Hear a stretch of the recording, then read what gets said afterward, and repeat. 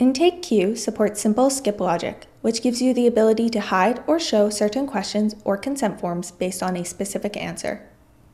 You can set up skip logic on a multiple choice question or radio button question in mixed controls to indicate which questions or forms should be hidden or visible.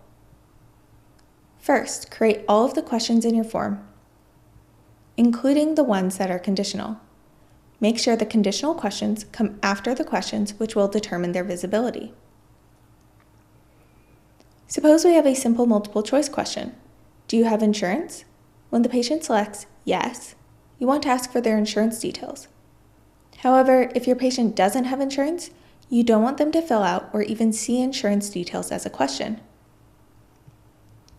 Open the Rules screen by clicking on the ellipses points in the toolbar above, and then Rules. Now click on the Add New Rule button and set the parameters by choosing the applicable question first, which answers should trigger this rule, and finally, how you want the system to respond, selecting one or more questions you want to show. This is the same process for all rules.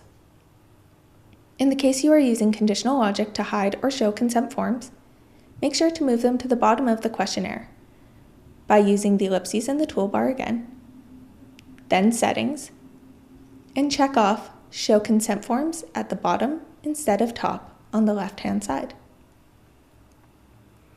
During your conditional logic setup, you can use the form preview to test this logic. Once saved, all future copies of the form sent will contain these rules.